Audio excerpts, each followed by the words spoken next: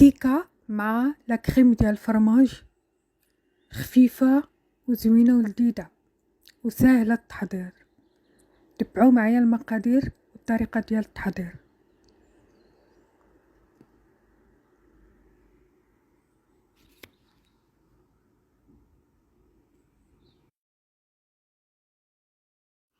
غادي نحتاجو كاس ديال الزيت مع كاس ديال سنيدة،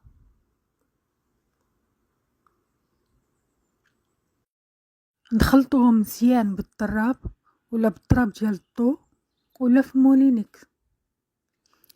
نخلطوهم مزيان مزيان مزيان مزيان حتى يذوب السكر.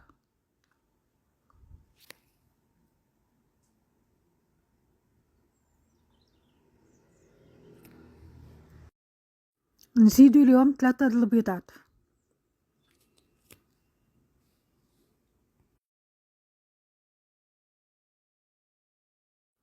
نخلطوهم مزيان، من بعد نزيدو كاس تاع الحليب ولا اللبن ولا دانون. نزيدو ليهم معلقه ديال الخل وفاني، غنشاد فاني ولا معلقه صغيره ديال فاني السائل. من بعد نخلطوهم مزيان مزيان مزيان مزيان واحد الدقيقه.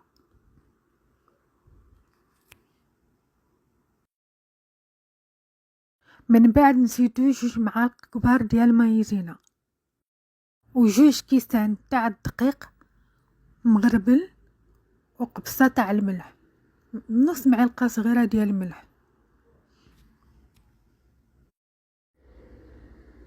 وواحد خميره حمراء ديال الحلوى.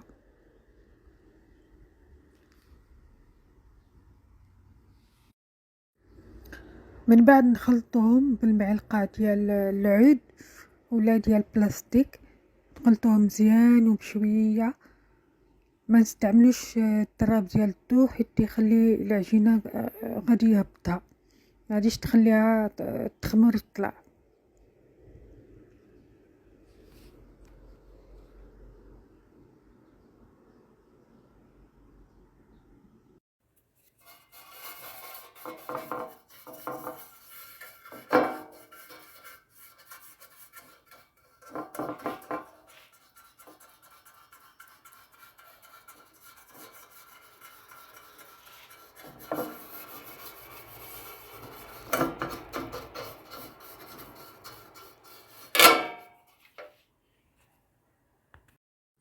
من بعد نرشو القلب الدقيق، نرشوه مزيان ما نخلوه حتى بلاصه.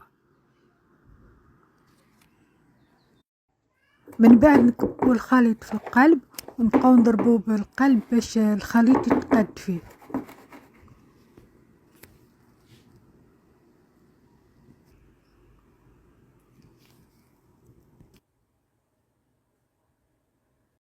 من بعد تدخليه على الفران.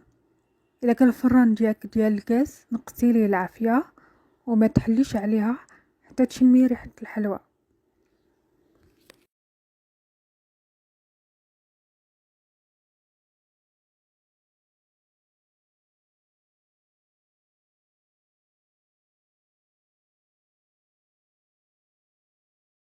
كان فرانك ديال الضو ديريها على درجه حراره 280 لمده 40 دقيقه.